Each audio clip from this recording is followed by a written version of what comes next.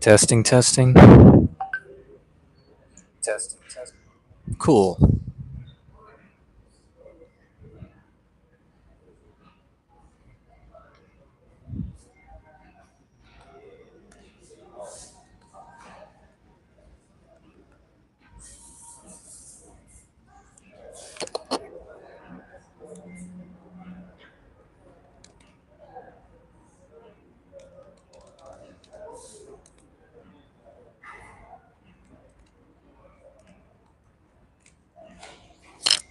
Okay. And we are alive. Okay? We're alive. Welcome.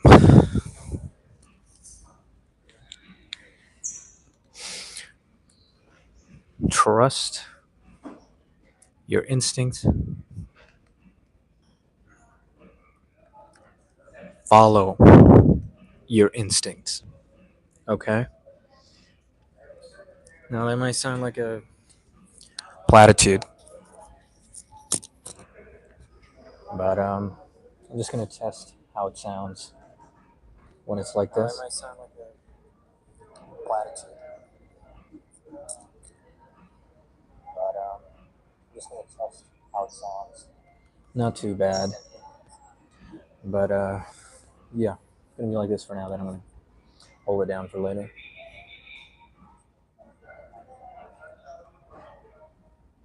Instincts. What are they?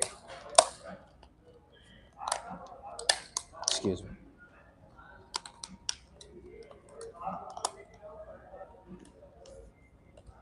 Oh, so this is like impossible to open. Jeez. I just cut myself. All right. Instinct is a sort of biological response of the brain to stimuli. Okay? When you experience something, you get a feeling.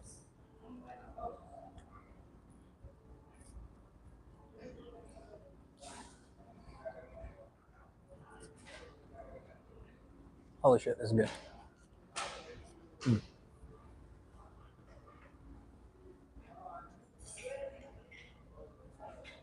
When you experience or don't experience, at some points you just get a feeling. Some people call it sixth sense, some call it instinct, whatever. You get a feeling of either I should or I shouldn't go ahead with something. Why is that important? Number one, you have to understand that this is something that is useful, right? It's something that is useful. It's a part of a positive or negative feedback loop inside the human mind, right?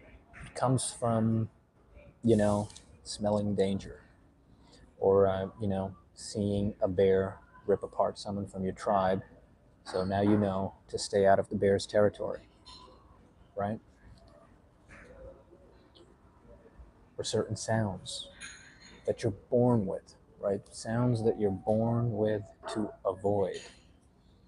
Teeth that when you see them invoke fear.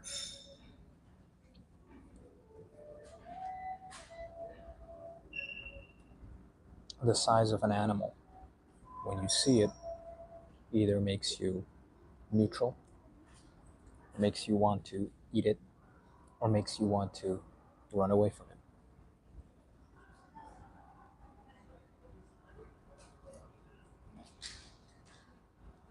it. Both of those are very important, right? You have to realize it's an evolutionary trait and everyone has it. If anyone tells you not to follow your instincts, they are wrong.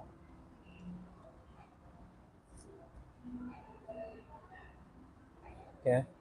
A lot of decisions that are made in life are based off of instinct.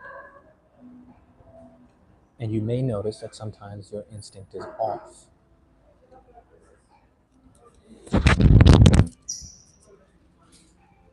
The argument I'm making is that there is a difference between instinct.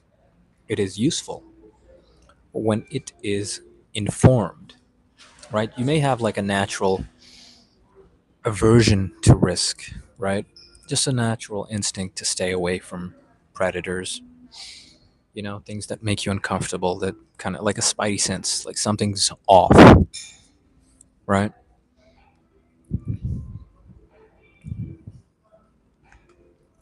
And there is a difference in decision making, right? There's several forms of, what's the word? Cognition. There's like different cognitive levels, right? There's the bug brain. That's activated. It's like kind of like a yes no, right? It's it's the thing bugs have. We have it too. It's like go towards light, don't go towards dryness, go towards moisture. If you sense dryness, uh, turn back. That's why sometimes you see like snails. They'll go left and right and left and right, or suddenly they'll turn back, right? And their patterns don't make sense because they don't have a higher level of thinking. They're just going off of their immediate environment. Uh, is the air more suitable for me over here? Is there more moisture in the air in this direction? I'm going to go in that direction, right? Very basic bug brain level of thinking. Then you have like the animal level of thinking, right? And that's like that's the you know predator evasion part of your brain, right? That's the part where when you go through an experience, let's say, and a bug won't have this, right? Right? They don't have that brain, but like an animal, like a cat or like a lion, they'll have that sense of reacting and feeling emotions to something, right? This is when you have this is like how animals learn, right? If there's food there, like you ever feed a cat, like a stray cat, it'll come back, right? It associates um, food now, survival now with you, and if you like, that's why an animal won't forget if you hit it, right? If you are violent towards it, it will then remember that for a very long time because it stores emotional trauma at the same time, and that experience is informed kind of like a low level form of instinct, right? It's just your natural instinct. But just like there's problems with the bug brain, right? Not enough information. A bug will only walk towards a place if it senses, right? It may not know about any dangers, right, that could be lurking, even if it sees it with its eyes. It may not even have eyes, right? It just has this yes no. And it could sense like certain molecules in the air that signify, perhaps predators close by, but it doesn't know it might be walking into a busy street, right? If there's nothing in the air to guide it.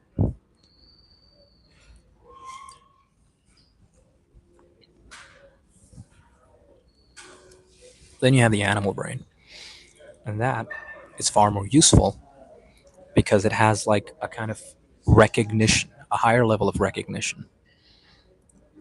But it is still incomplete because there's no kind of reasoning there. There's no reasoning to an animal's brain. It just recognizes trauma, and it learns to either follow or avoid uh, a, any sort of thing it can recognize, right?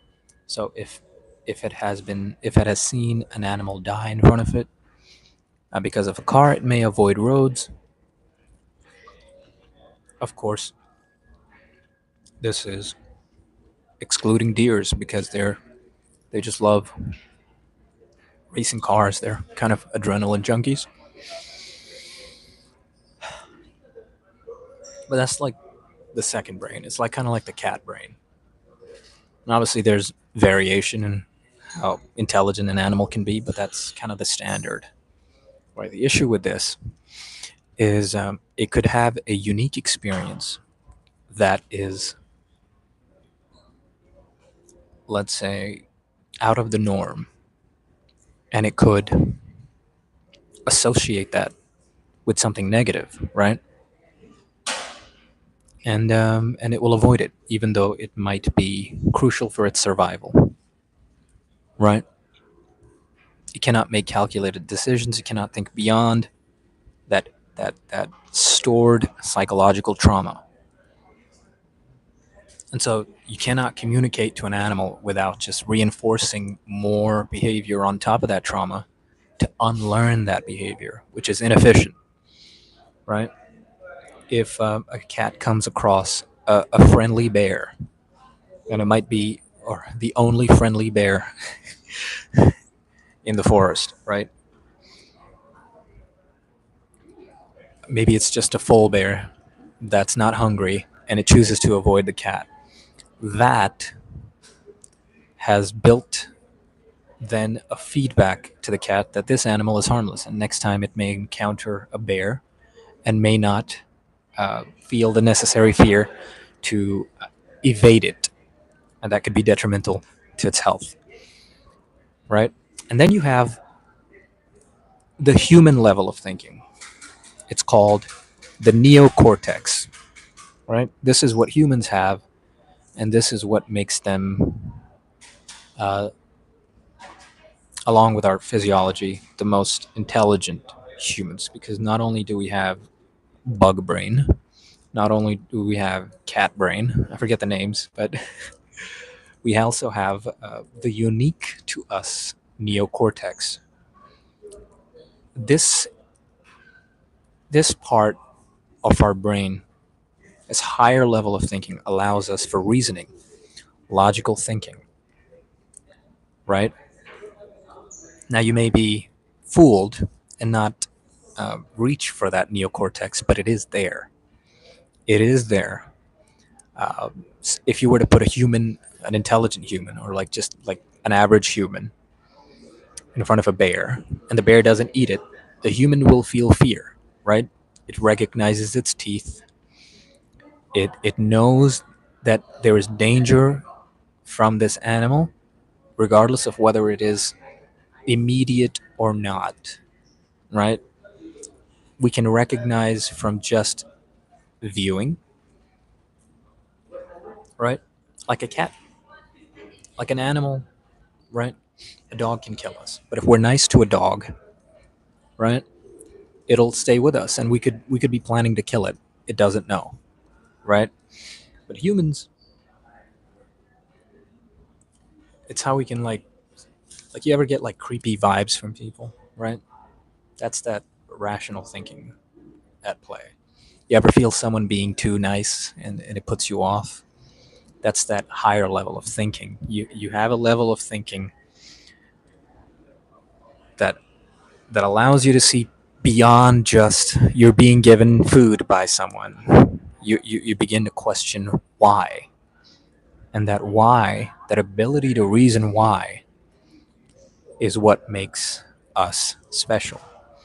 And that's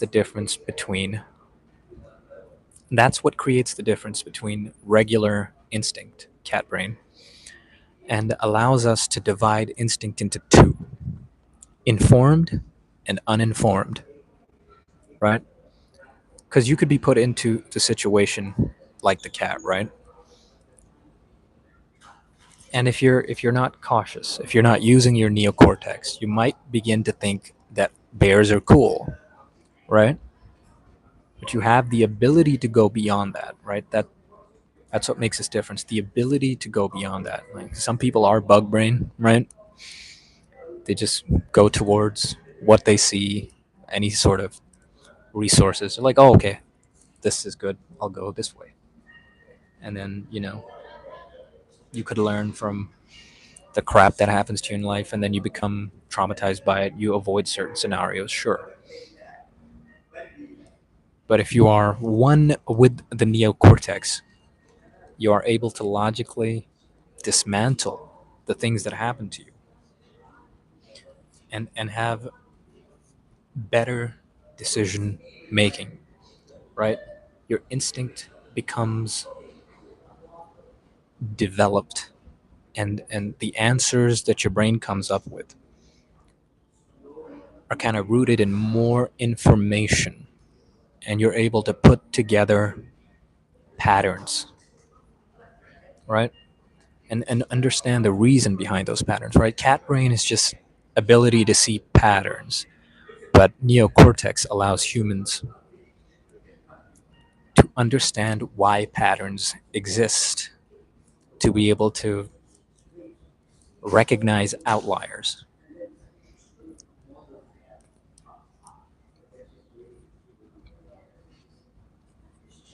you know?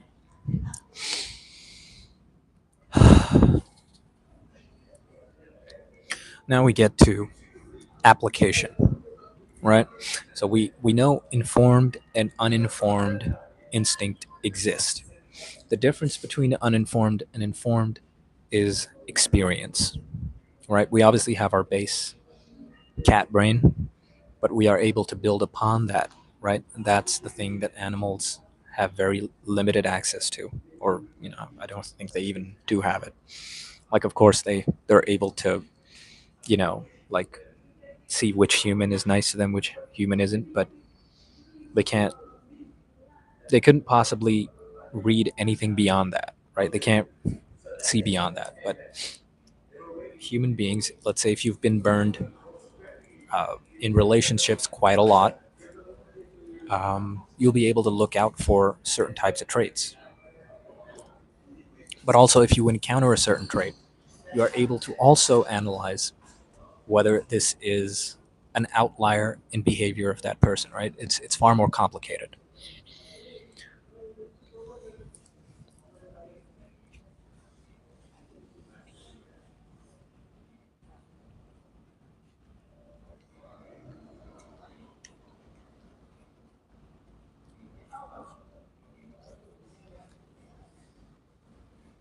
Okay. And that's not to say that every human uses their neocortex to the best of their ability, but it does exist, and it is there to use. But application to life and content, because that's what we're focusing on today. Well, this whole thing is just focusing on content.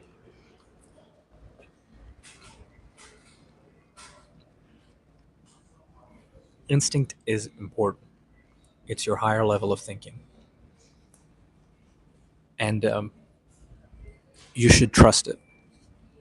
Asterisks. There is a clause to it. If it is uninformed, as long as it isn't world ending, like you should go with it anyway. Like uninformed instinct will most likely, right? You could get lucky, will most likely lead to failure, right?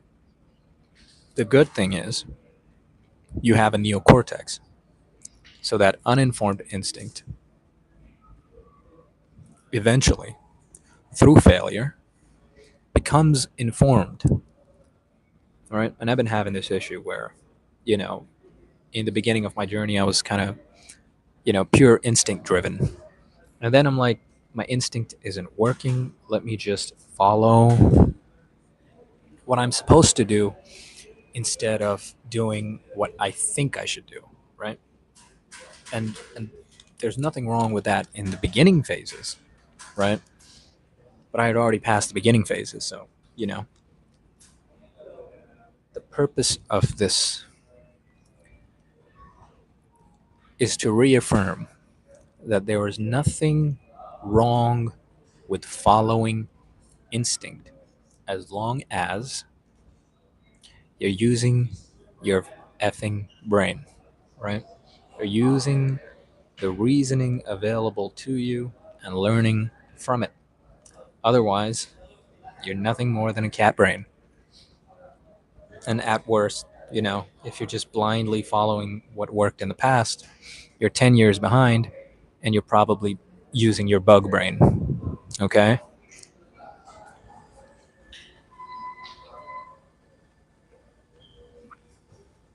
And it's okay to begin with bug brain, but then you realize you have to, you see, you realize pretty quickly from bug brain that you need to recognize patterns.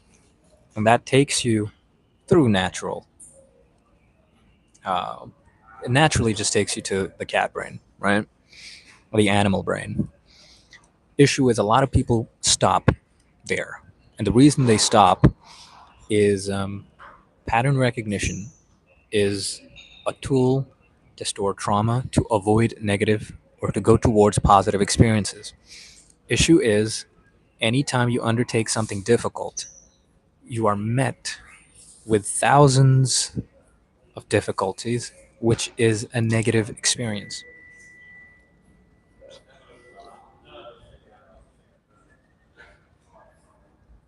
And if you go through negative experiences, right, if you just stop at the cat brain, you may find yourself giving up. You may find yourself rejecting the thing that is making you feel negative, right? It's bad for your mood. You may lose sleep over it. You may begin to hate the thing, right? But this is just pure raw instinct, right?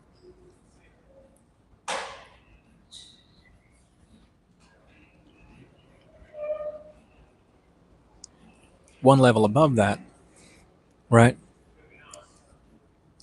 And you're able to recognize that some hardships are good for you than others. This is why you won't see an animal doing any research papers anytime soon, because all they do is avoid predators and look for food,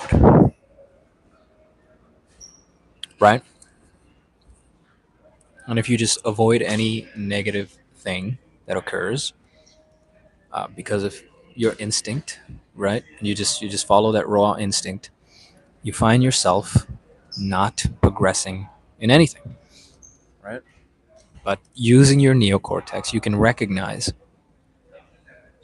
that just because something is hard doesn't mean I should stop doing it, right? Now we bring it to content, right? Obviously, the goal here is to develop forms of content, right? And to not copy, right? Obviously, studying is a part of it, right? You need to study so that you can stand on the shoulders of giants and call yourself tall, right? It's like trying to write a software code, right? You don't need to create a new operating system. You don't need to start writing in binary. You can if you want, if that's what you want to do, but it's inefficient. And so if you want to make a video game, you got to use the coding languages that other people have created in the past, right? You want to make a video, there's tricks and tips and tricks out there that can help you film a certain way, get a certain look. But beyond that, you know, beyond the what kind of mic I should use, um, what's the writing process like, there is a level of authenticity that is missing because if all you're doing is following other people's footsteps, you're not doing anything new. And as much as we want to learn from other people, copying is a bad thing. It's plagiarism, right? And people aren't stupid; they'll recognize it.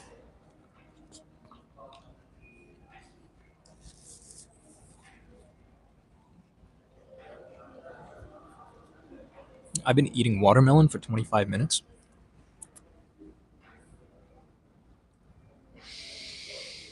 That's ridiculous.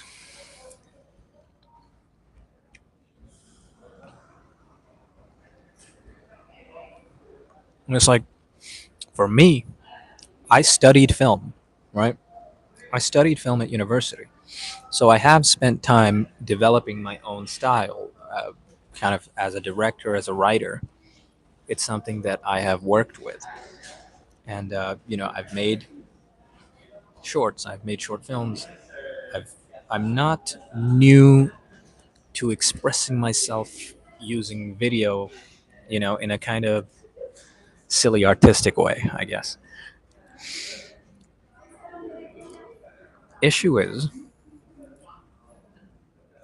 if you don't trust your instinct on what you think will work, you limit your own creativity and you become lost because what you'll end up doing is just copying everybody else using your bug or cat brain, resort to what has worked in the past, and 99 times out of 10, you will not get lucky.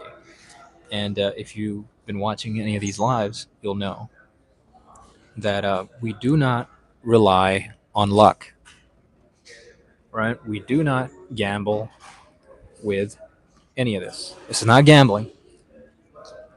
This is a targeted assault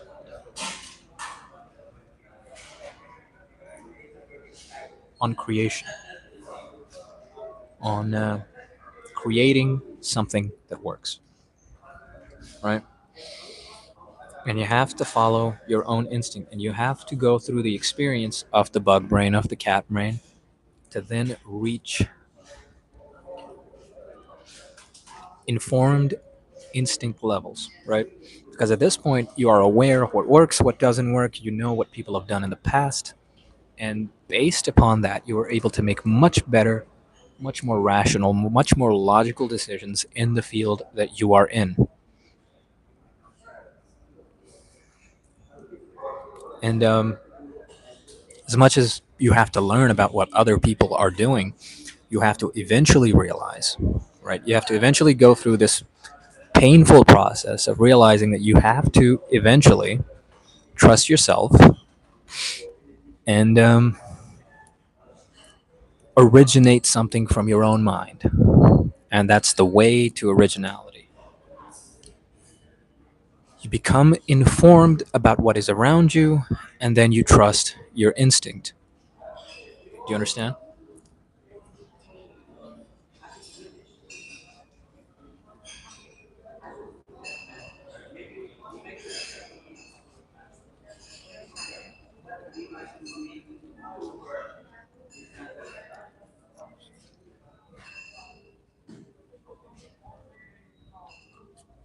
Okay.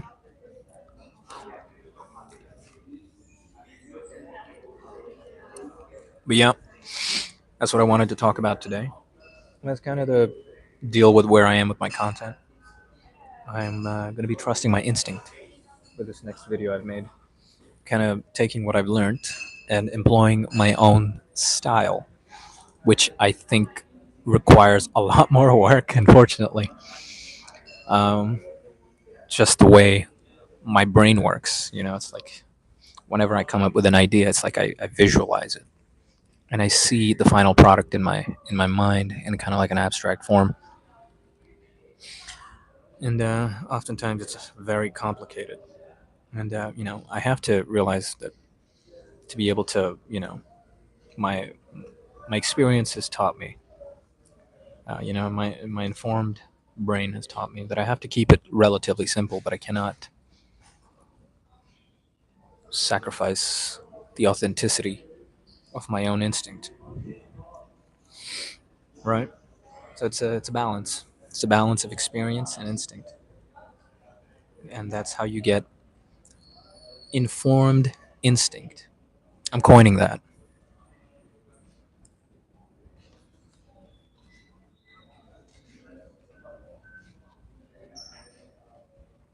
You understand? All right. We're at the half-hour mark. I finished all my talking points, and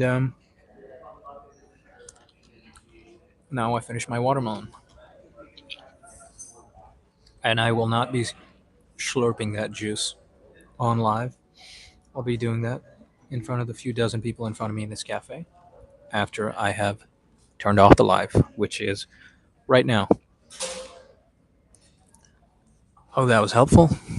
Be good, do good things, subscribe, and good things happen, and watch the airwaves. We are working on it. All right. See you tomorrow.